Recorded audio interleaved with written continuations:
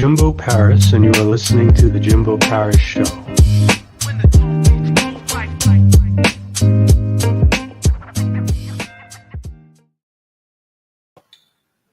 All right, what's up, guys? This is Jimbo Paris, and welcome to The Jimbo Paris Show. Today we have Steven Piriano, and he's a successful man. He is very focused on emergency medicine as a physician. He looks at health, and he's even written 2 children's books that give important lessons and advice on health as well. Let's see what he has to say. Hi, Jimbo. How are you? Doing good. So let's get into you. So can you kind of give me a brief summary of who you are, what you're about, and what your message is? Sure. Well, kind of like you said, I am an emergency medicine physician. I've been so since actually 20 years now. And throughout my career, I've started to notice things. And actually, it was actually a personal illness that really made me receptive to this. But I really started to notice that people are they're very sick. Many people are sick with chronic illnesses that at first I thought were just treated with medicines and medical procedures, but I came to realize that these illnesses are many times preventable and even many times reversible. And that kind of made me very into health and wellness. I started taking better care of myself, and I became inspired to spread this message. And how did this message begin? Well, I guess it began in September of 2007. It was a beautiful Friday. I was off from work. My wife and I were going to take our 2 young boys to the park for a beautiful day. And then I getting ready to go. And I was in the bathroom and I looked in the toilet bowl and I saw blood. And I did a double take and I says, this is not right. So I saw a urologist, and long story short, I ended up being diagnosed with a cancerous tumor on my right kidney and had surgery, had a year of chemotherapy, and thankfully I am alive and well all these years later. But it really opened me up to a whole world of information that I likely would have had no interest in whatsoever had it not been for my diagnosis. A kind of world of, wellness, health, nutrition, the health of your mind, the connection between mind and body. I feel those things are so important. And I learned that there was so much more than just mainstream medicine. Although mainstream medicine is wonderful and impressive, and we help a lot of people, I learned that there was so much more to health and wellness than that. What were the first thoughts you had when the doctor gave you that news? I was kind of shocked. What had happened was I was actually getting a CAT scan for the blood in the urine, and I know how CAT scans go, and I was getting the CAT scan in the hospital where I worked, so I knew everybody there. And basically, patient goes on the CAT scan table, they slide you into the machine, they take some pictures, and they slide you out. Takes a minute or 2, no more. And I went on the table, slide down, they slid me in, I slid out. Nobody came back in to get me. I'm waiting and kind of staring at the ceiling, waiting and thinking, something's not right here. And finally, the door opened to the CT suite, but it wasn't the technician that came in to escort me out. It was one of the radiologists who I also knew and kind of had a concerned look on his face. And he basically just told me, very concerned, but also very matter-of-factly, he's like, Steve, you have a mass on your right kidney. And I was shocked. I was scared. I was shocked. I had my wife and 2 young boys in the car I told them in the parking lot, and it's kind of scary, but I was optimistic about it. I says, okay, I spoke to the urologist. They wanted to do surgery and get it out. And I was like, okay, we'll do this. We'll get it out. We'll get it taken care of. And, that'll be it. It'll be over. And, kind of in the interim there was, something called staging, where they do some other tests just to look for spread of the cancer. And I had a test called a bone scan, which actually showed 2 circles on my left thigh bone. And that was a little bit concerning because that could have indicated that the cancer had already spread. And at that point, my attitude and outlook went from kind of optimistic to a lot more fearful. And I thought that, I had thoughts that I may not grow old with my wife, that I may not see my young boys grow up. So shortly after that, I had an MRI scan that actually revealed those 2 spots to be benign. So I was very fortunate and blessed. And I, went on to have the surgery. And, like I said, thankfully things worked out well. And it gave me a new outlook on things.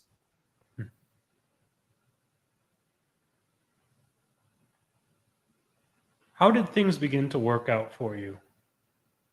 In what sense? Being diagnosed with something like that must have been very mentally draining and difficult. It was hard for you, I would bet, but it may have been even harder for the people around you. So, what was the new mindset you adopted to overcome this? What really helped, so it was very scary. I cried with my wife. I sat and prayed and cried by my son's beds a couple of nights. But what really helped is the people. My mom, she lives a couple hours away. My dad lives. I'm in New York. My dad lives in Florida, and so my mom came up. My dad flew up the next day. Our house was all of a sudden filled with people, and it was I found that to be a very healing experience to be surrounded by all that love and compassion and concern, and that really helped. And the one person who I think helped the most was my wife. She was there by my side 24/7, never left me in the hospital. And I had, I was always a, good person, but I never really experienced that type of selflessness before. So that kind of changed me a bit. So I was greatly helped by all the love and concern that was directed towards me. So it was love then. That was a big part of it. And the other thing was my surgeon. I knew him as well. I had known him for a couple of years through working together in the hospital, and he was absolutely fantastic. He was kind, explained everything. He took time to listen. The hospital, he put his hand on my shoulder. He cracked jokes. He was very comforting. So that helped as well. That was very therapeutic, just having someone that I knew and trusted taking care of me.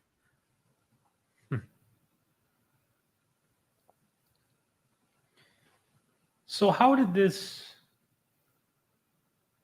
was this sort of a positive experience in a strange way too? Absolutely.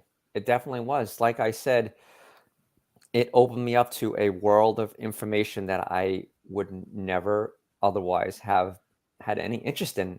Shortly after I had recovered from my surgery, I took a trip to Manhattan with my wife. We went to a Barnes and Noble, and I walked in there with a few questions. I wanted to know why I got cancer. I wanted to know if there was something I could do to prevent it from happening again. If I was not living as healthy as I thought I had been, and bought a few books in the hopes of getting a few answers. And I started out, once I got the books, I got home, I was really intrigued to crack the first one open and start reading. And when I did, it just became fascinated. And like I said, I learned a lot about nutrition, health, wellness, meditation, connection between mind and body, things that I really had never appreciated. So yes, although it was a very scary time when it was happening, afterwards, I'm thankful that it happened to me because it changed my outlook on things, which it does for many people who experience similar illnesses.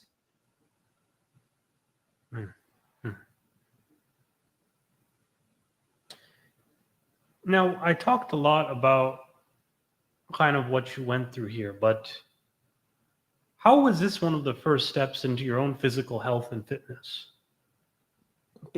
Well, I always thought I had been living healthy, and I was for the most part. I was never overweight. I exercised a lot, and I thought I had been eating right, but it turns out that I was mistaken about that. My my diet was primarily consisted of processed foods, things in a bag or a box, processed granola bars, and it severely lacked in the fruits and vegetables department. So I didn't really realize that was a bad thing. Even as a doctor, I didn't know that was a bad thing. So I really changed my diet. That was probably primary thing that I changed. And I also, like I had said, learned a bit about meditation and started practicing that. And I feel that those changes really, really helped me. Mm, mm. And what do you think was the biggest change that you experienced after going through all this? The biggest change, I would say, just my overall outlook on life and health, and the fact that because of my own experience, as I had alluded to earlier, I really began to notice how many patients that I was seeing in the emergency department that had diabetes, high blood pressure, high cholesterol, heart disease. And I was thinking that a lot of this could be preventable. A lot of this is probably lifestyle related. And it really inspired me to kind of spread this message of the importance of taking care of ourselves. And that's what, initially I started writing some articles for a local paper. And then one day I had the idea to write a book. And so like I said, I've written 3 so far. And I really feel it's an important message.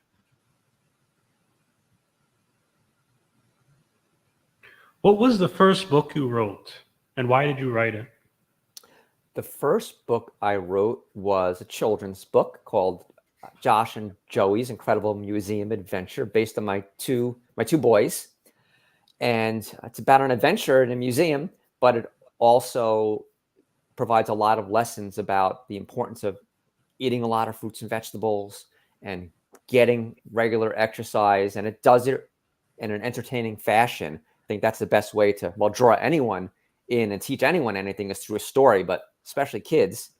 And I wrote it basically for that reason, because I wanted to spread the message. And I think if we can teach our children to live and adapt healthier lifestyles, then the chances are they will grow up into healthy adults and continue with those healthy habits into their adulthood and older age. We'll have a healthier population.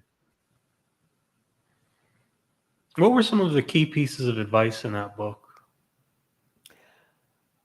Just that it's important to get physical activity, regular physical activity, and also that it's important to eat healthy, especially a lot of fruits and vegetables. And the characters in the book, one of them, he is more of a kind of a junk food kid. He would eat potato chips, cookies, pizza, hamburgers. Really never knew much about fruits and vegetables, and really never thought he would like them. But the Josh and Joey, they kind of show him that if you can make fruits and vegetables in good, tasty recipes, or even some of them are just really delicious to snack on their own, then it's so enjoyable to eat them.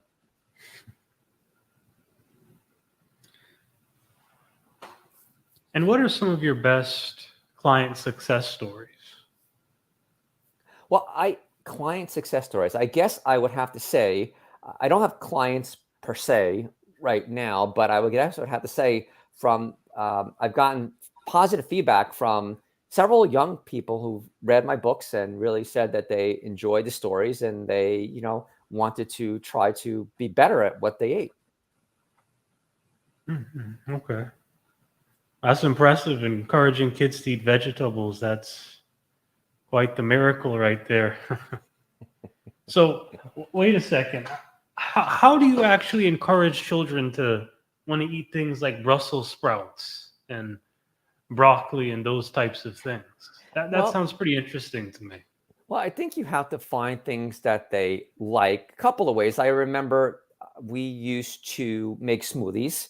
We would make smoothies with some yogurt, some bananas, some berries, or some broccoli, some spinach, and really, it was good. They were really good, and my kids liked them. And this is when they were probably around 8, 10 years old. I don't remember exactly. Also, we made a kind of a broccoli sauce for pasta. It had a little bit of cheese in it, so they like that. There's lots of recipes. I mean, so many recipes on and resources, different websites to get vegetables into like brownies and other things. So they are healthier, but also if you can get children to help you prepare meals, if they're preparing the meal, a lot of times they'll want to eat their work. They'll want to taste what they've created. So those are just a couple of ways. Do you think there's a difference in the way an author writes versus adults and children? Do I think? Can you just ask that one more time?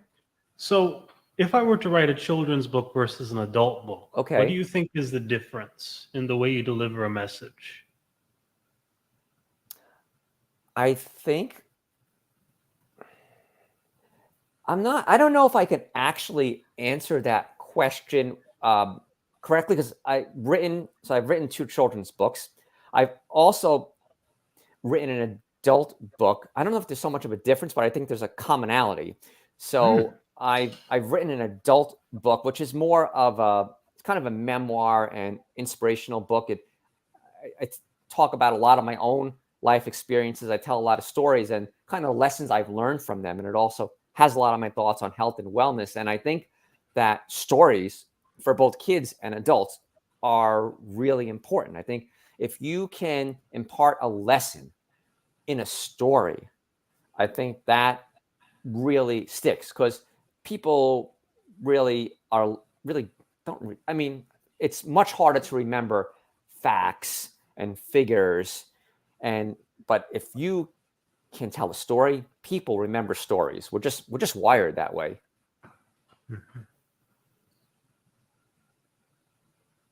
So, from how I see it, was it the children's books or the adult book that you made more impactful? I'd say they were equally impactful. Hmm. I've gotten positive feedback from many people regarding my memoir as well. They said the stories were really great. Some of them were very touching, and they enjoyed them. And a lot of people told me.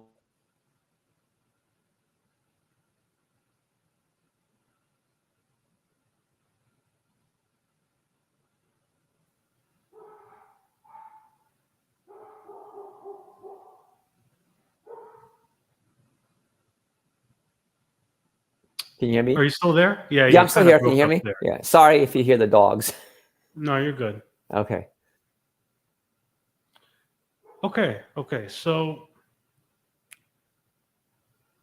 when it came to this, what about the activities you do physically? How do you encourage children to be physically active now? You do running, biking, working out. How do Mhm. you encourage children to do that same thing? Well, I guess, children that I don't know, I guess, through the writing, and I'd like to be able to expand on that. But my own kids, I just basically try to participate in activities with them, be it basketball, running, biking. Try to do it together and just lead by example as well. I think it's better rather than talking and telling someone what they should do. I think if you do it and they see you doing it and they see you enjoying it and see how it makes you feel, I think that is a very strong motivator. That, and combined with, like I said, when I have the opportunity, I would, love to do things with my kids as well, as far as, physical activities are concerned. Definitely. What type of physical activities? Running, biking, hiking, sometimes Why basketball. those? What's that? Why those? Well, those are the things that I guess I enjoy doing the most. Yeah, we played tennis a few times as well. Okay. Baseball. My son used to be really into baseball, and we out in the yard a lot. We practiced a lot, so that was definitely a lot of fun. And it's not so much the act of doing the physical activity, which is definitely very beneficial for a multitude of reasons, but if you're doing something that you enjoy, you just feel so good doing it. And how do you enjoy it? Just the act of doing it. It makes you feel almost euphoric. Okay. And what sort of motivated you to teach?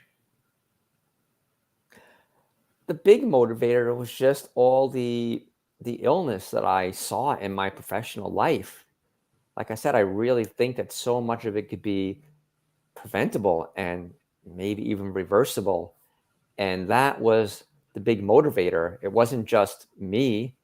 My illness just opened me up to really seeing this and seeing that things could be different. And I really think that we could be better. And I know that lots of people are healthy and changing their lives and eating better. And I think that's totally fantastic. And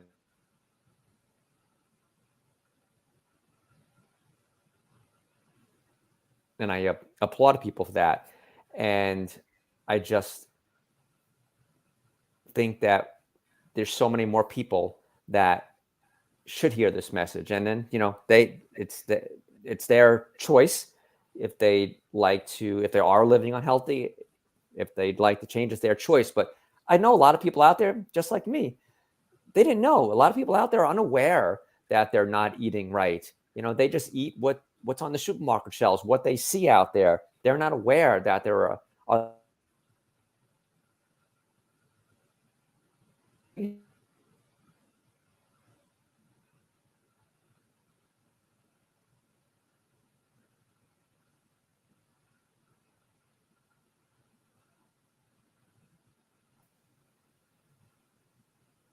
Yeah, Steve, you kind of broke up there for a brief okay. moment.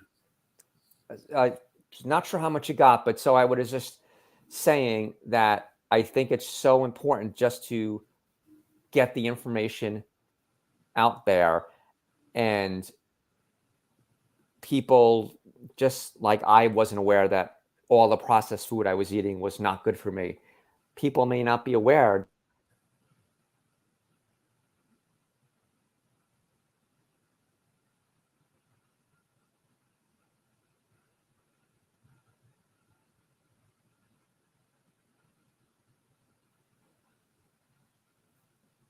Yeah, you said people may not be aware, and then what did you say after that? So I think it's important to get that message out there, so at least then more people can make informed choices for themselves.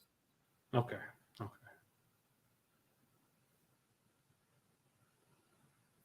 And how do people make informed choices? By having all the information available to them. If all they know is what they see on TV, as far as commercials and marketing goes, if all they see are commercials or ads for fast foods and processed foods, and they're not seeing a lot of ads for fruits and vegetables and how good they can be and their benefits, then chances are, especially if they don't, especially if they're unaware of this other information, that they're going to buy the processed foods, the boxed foods, the high fat foods, and all the things that are bad for them. So I think that giving them this information could potentially be life-saving.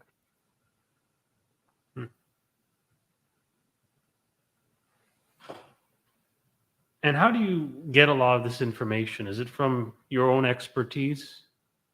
Reading, I like to read. I read a lot of books, websites, internet resources that I feel are reputable, and that's where I get most of my information. I love to learn, and I just want to get as knowledgeable as I can.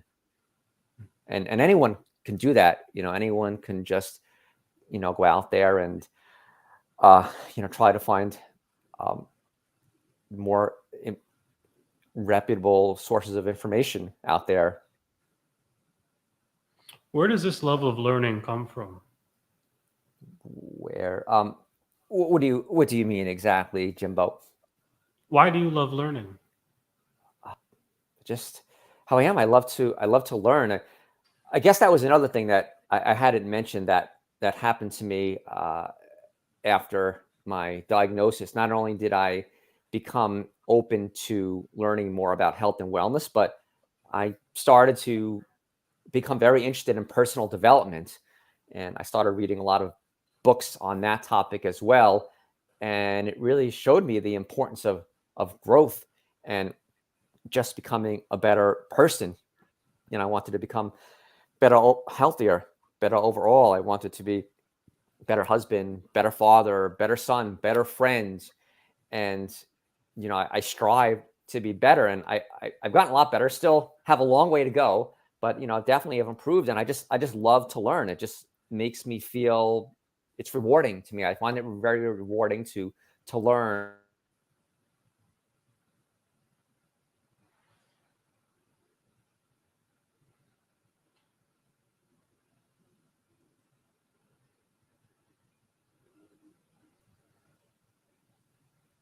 Okay.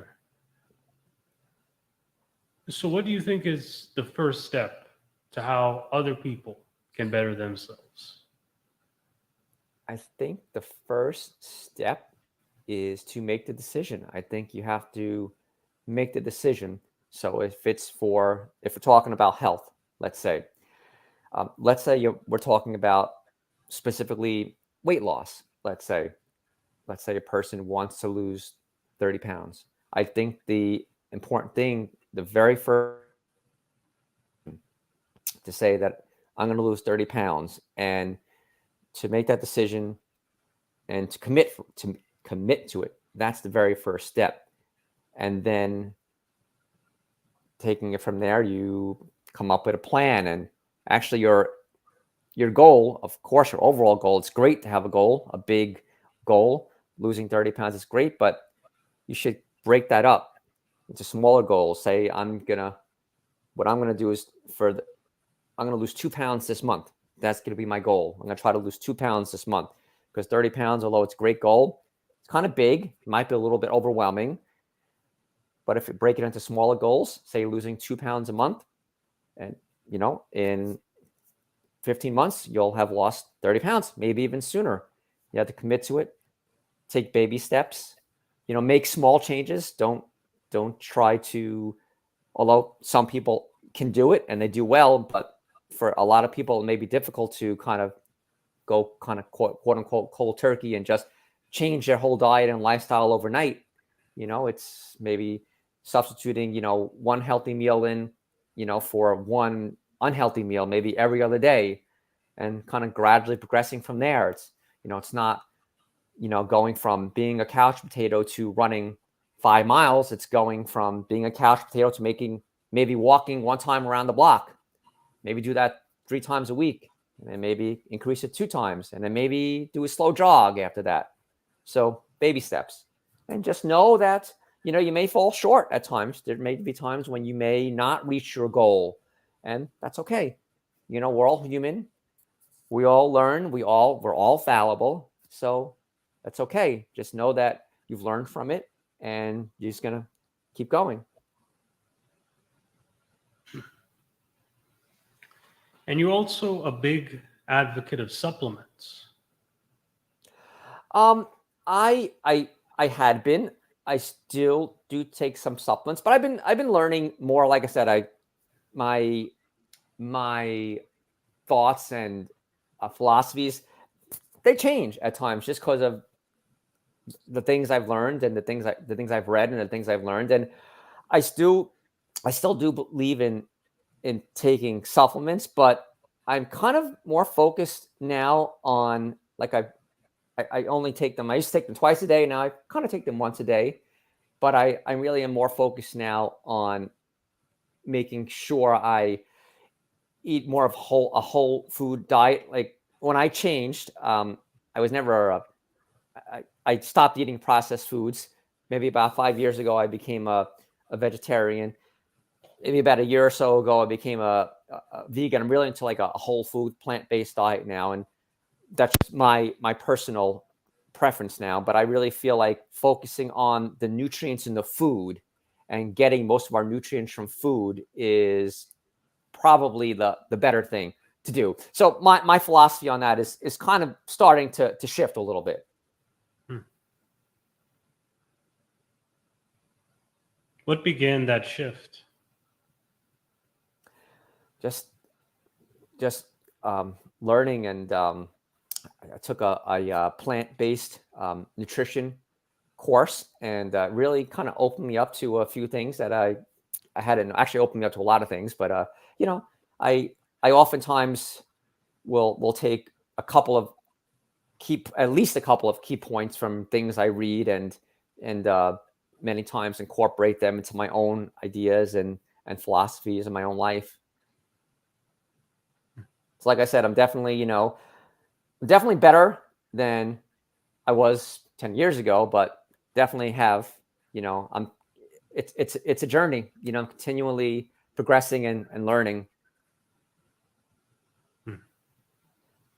So what's the future? The future, I would be very happy knowing that my messages and my words, they were not only entertaining, but they were inspiring to people, and that I really helped to change people's lives. If I can have more people come to me and tell me, wow, your book was great. It made me, change X, Y, and Z. I was, really kind of bad at those, and now I'm doing better with those, and I appreciate that. And that would make it worth it. All those things makes it worth it. Would you consider yourself a coach or a counselor? Not at the moment, but that's something I have been thinking about, but not at the moment, not officially, no. But that's something it's definitely in the cards. So is your focus more so on general content for everyone, or do you more one-on-one? Right now, it's general. I haven't done any one-on-one type of interaction as of yet. But like I said, that may be something that is definitely in my future.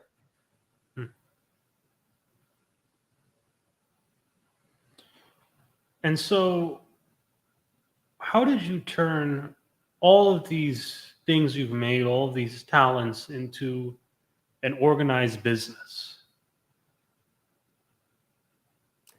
Well, I feel that my message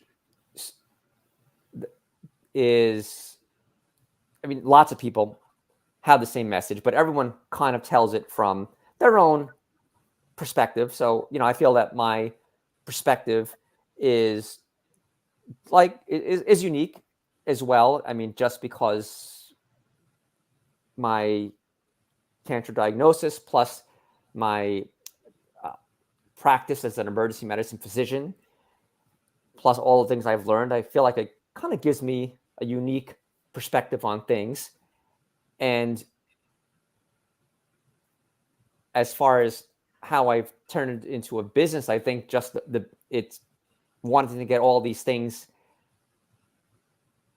wanting to put all of these things into a format, into a message that I can share with people, which happens to be books right now. And so I guess that's my business on the side. I self-publish them, and I guess that's my side business at the moment.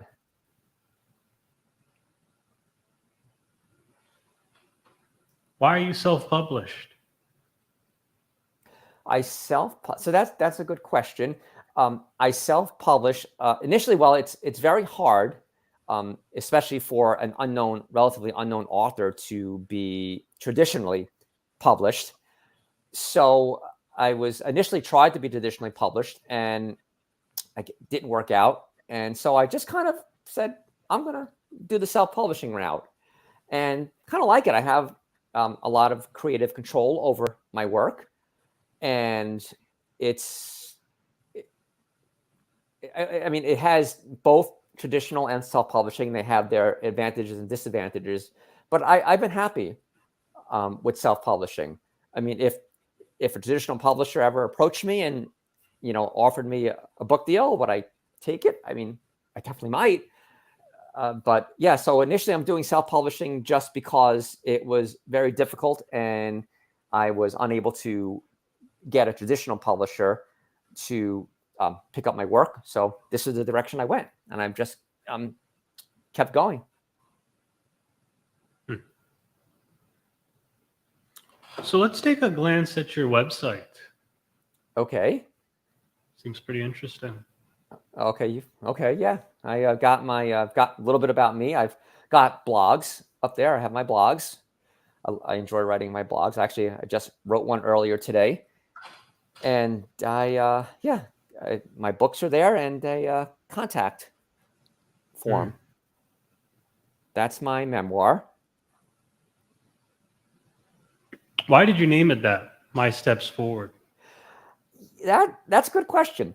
So it actually took about 2 weeks of my wife and I just trying to figure out what to call the book. I have a whole scrap pad of titles that I wrote down and crossed out. I basically wanted it to convey two ideas. I wanted the title to basically say that it was about me, that this story is about myself, thus my steps forward. These are lessons that I've learned. But I also wanted the title to say that it's lessons for not just for me, but these are things that can help other people. These are things that can help you, the reader, and thus the subtitle, An Inspirational Guide to Living a Better Life. Okay. So it's a book for everyone. All right. So let's go here. About. Okay. Scrolling down.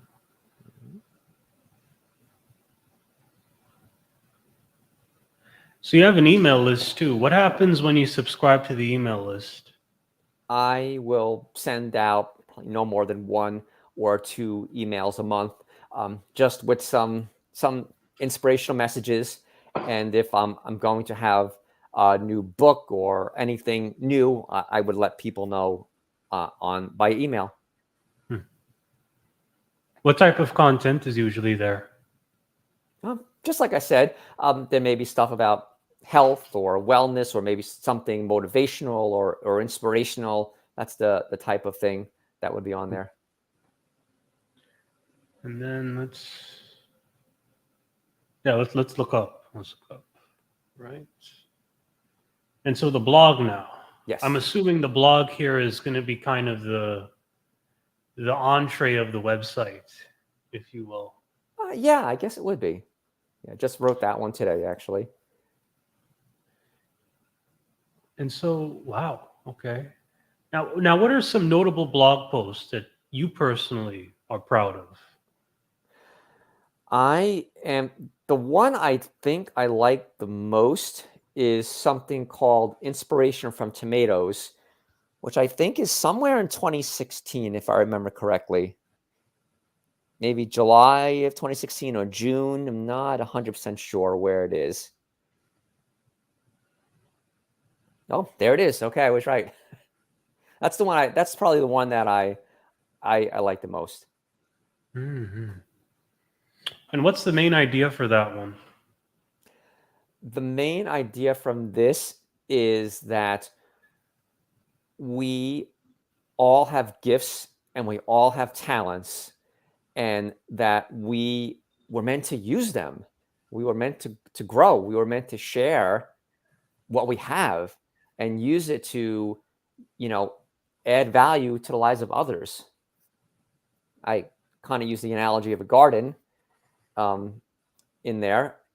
And I kind of start out by just saying that I had these tiny little tomato plant seedlings, and they were so small, and I, over the weeks of summer, I tended to them, and they grew. And then one day I walked out into the garden, and I was like, just looked, and I was astounded. They were so lush and green, and there were tomatoes overhanging the planters, and I just kind of was like, wow, they've grown. And it's obvious, but the point was that, yeah, they've grown. This is what they were supposed to do. I mean, this is what we all have inherent in us, is to grow and to be better. And like I said, to use what we have inside of us to serve and help others. What did you do with those tomatoes after? You ate them. They were good. Tastes good. All right. Okay, that's interesting. So let's, yeah. So I think the next thing here is the books. And I think the books will be the next one. All right, and that was your main book. And then that's the one that we spoke about. Yes. All right. And then the next book is the Lost Ugoo. Right. So this one seems quite interesting too. I see tornadoes. I see a guy here that looks a bit like a hermit, and then a dog. You have 3 dogs. So is there motivation from that there?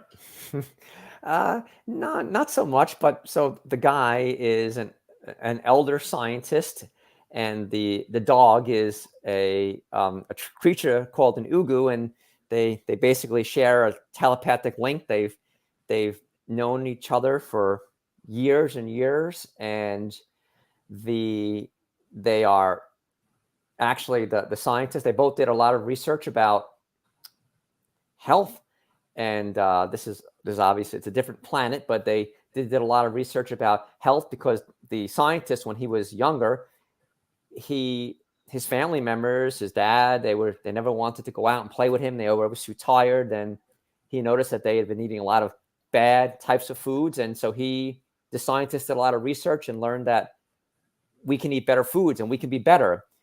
And then one day there's a storm, and his Ugoo friend is lost in a storm, and he ends up being on a secret location on Earth. And then the reader is invited to engage in solving puzzles and other activities to basically get clues to help find the Ugoo. And so it's a story. Again, it teaches actually a lot about the human body, the heart, the lungs, the brain, in a level that a younger child, probably like ages 10, 9 to 11, can understand. And it engages them. I wanted to engage them with not just with the story, but with activities that they actually participate in as well. And so it's really it's a fun book. It's an adventure book. It's a puzzle book, and it teaches a lot about the body and about living a healthy life along the way. What types of activities? there are was a find the word. There's some fill in the blanks. There's a crossword puzzle. There are some math problems to do, and some other riddles. Okay.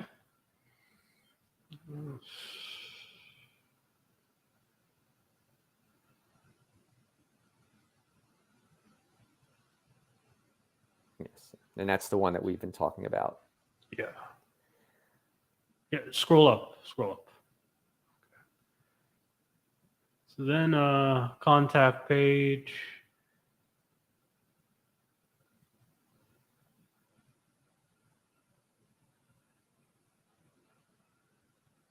Okay. Okay.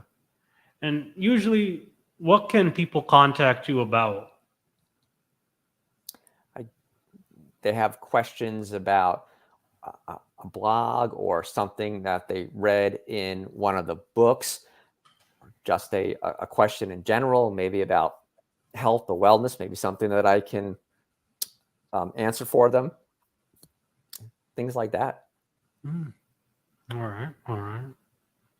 Okay.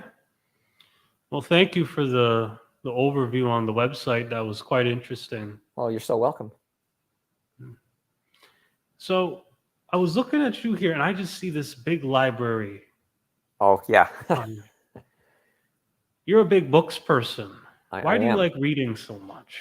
You're an MD, right? So is Yes. that sort of a part of it? You're an academic, and you just love the idea of absorbing knowledge and just reading? I do. I do. Yeah. And it, especially things that can make me a better person, or just things that I find interesting. Okay. Okay. So were there any books behind that shelf that sort of influenced you to write in the way that you do now? There's not a single book per se. I think it was just kind of a kind of a collective of a lot of different things. Okay. And when it comes to writing children's books, I'm assuming you're an expert in this, of course, because of what I've interpreted. What type of advice would you give to other people that would like to do the same thing you're doing right now?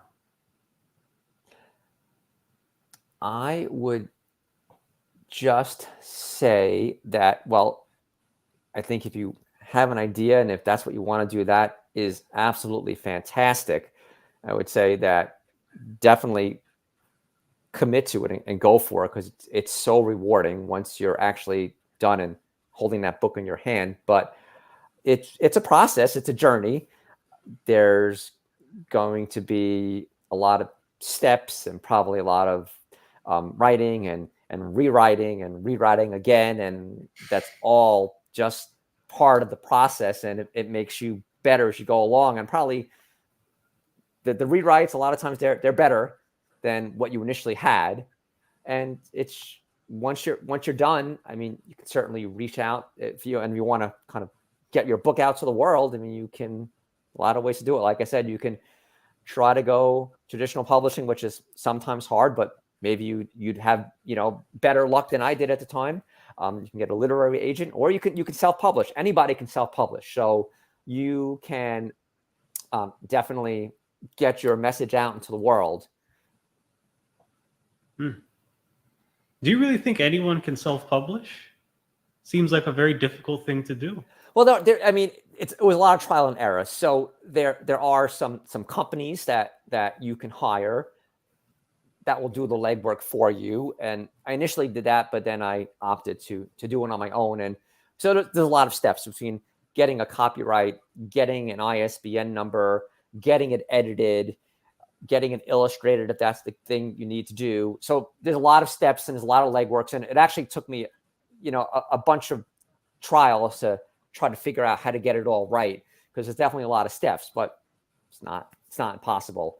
And once you do that, there's a few, companies out there that you can upload your manuscript to for actually a relatively small fee and get it self-published. But it's definitely a lot of trial and error. I understand a man like you has had a lot of struggles in life, but what was sort of your biggest unique struggle or challenge that you learned from when writing this book? Because I know a lot of authors that absolutely hate their editors and they have all these different back and forth issues with them and all kinds of struggles with writing a book. What were some of the biggest challenges you overcame in that area? In writing the book, I would, let's see. I guess it's just, okay, probably the biggest thing is you have to stick with it, because they're not, it wasn't like every day I just sat down at the computer and started typing and, type for hours. I mean, that happened sometimes, but a lot of times it was just like I sat there and kind of had my fingers on the keys, and, they weren't moving. Nothing was happening. There was times where I kind of sit and stare at this, be sitting at the computer for, an hour and a half, and maybe I just got a sentence or two out, and that was it. And definitely, fell short of my goal.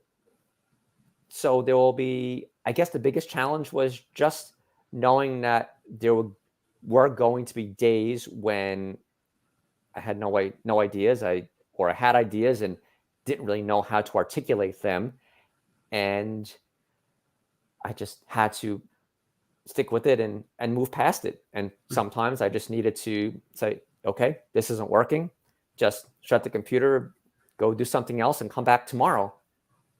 So I would say that the biggest challenge was just for me was just to understand that there were going to be times that I guess you'd call it writer's block, but where nothing was coming out. Either there were no ideas, or there were ideas that I just couldn't find the right words to articulate and convey. Okay, that's pretty interesting. Now, this is kind of a left field question, but why do you have 4 dogs? Why do we have 4 dogs? So I'm a dog person, love dogs, and we have a little poodle named Buddy. We've had him for 11 years. He was our first dog, and then I grew up with a lab, a black lab. So I always wanted a lab. So we got a lab, a yellow lab. He's Rocky. He's 7. And then my wife wanted a golden retriever. She always wanted a golden retriever. So got a golden retriever. So that's Bailey. He's almost 3. And my wife, she volunteers at a shelter every week. She loves doing that. I've done it a few times with her. She loves walking the dogs, and it's really a great thing to do to help the animals like that.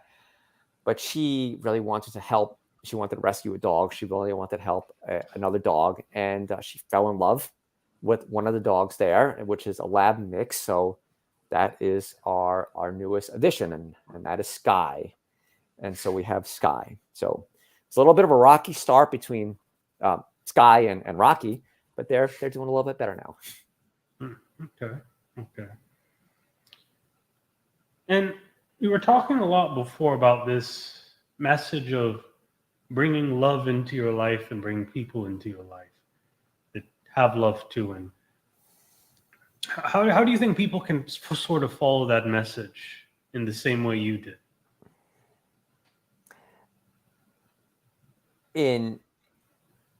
I think what I would say is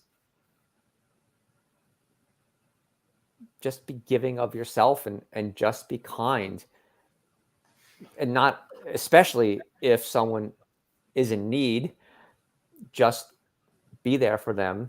You don't know what to say. Sometimes someone is really having a tough time and kind of, don't know what to say to them.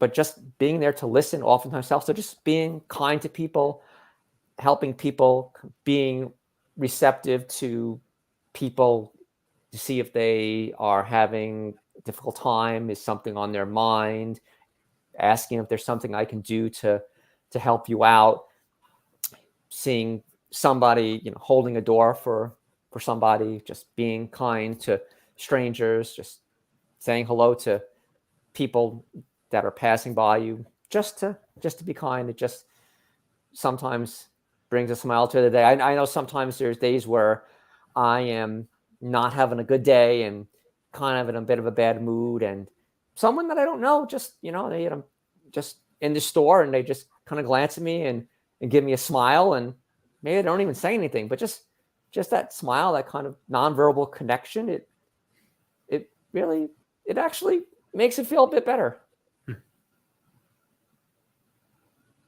It's good to know. So if you could go back in time and give yourself any piece of advice, what would you tell him? What would I say? That's a good question. I would probably tell myself, because, okay, all right, I would probably, just to go back, so when I was younger, junior high school, younger, I was very shy. I was bullied a lot, and there were times where I felt just really sad, kind of depressed, and I guess I would tell myself that, don't worry, believe in yourself. Everything, believe in yourself. Do what you want to do. Do what you love, and your life will be good. So just, I would tell myself. I would tell myself to believe in myself, and believe that I can do the things that I wanted to do. All right, that's great. And if you have any final words that you would like to give to the audience, any piece of advice that you would like to give to them, what would that advice be?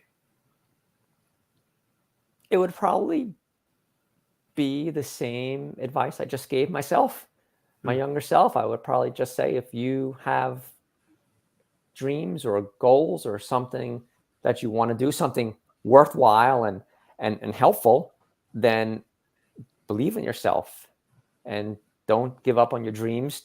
Don't give up on your dreams just because you're afraid you may not be able to do it, or you're overwhelmed, think it's too hard, think you don't have the time. I would say believe in yourself.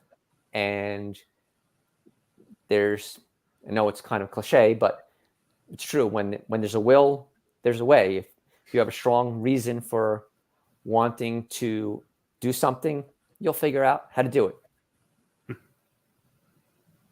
All right. Great. Thank you, Mr. Piriano. Great interview. Jimbo. Appreciate it. Thank you so much for having me. All right. So let's get started with some of our shout outs here. The first shout I'd like to give is to Dark Joseph Ravine. And he's very focused on his own global kindness and positivity mission. And again, Dark Joseph Ravine, taking that darkness from the ravine and bringing out that positivity.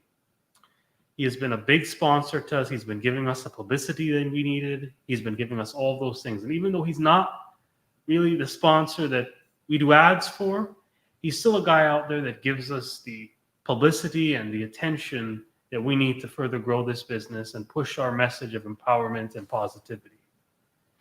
Then the next person, Six Figures University. And basically, if you want to make a residual 6 income, go to these people.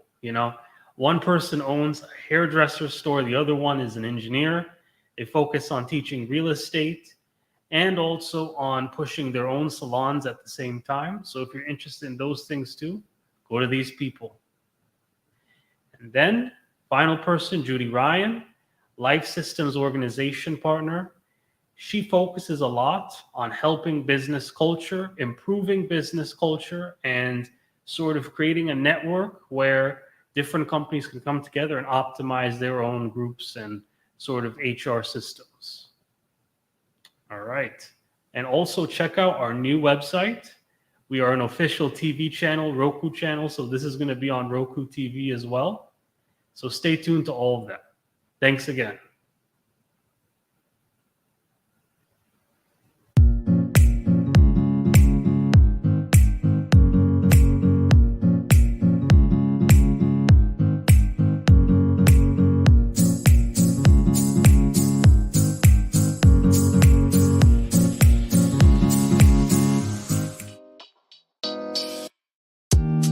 Thank you for listening to the Jimbo Paris Show.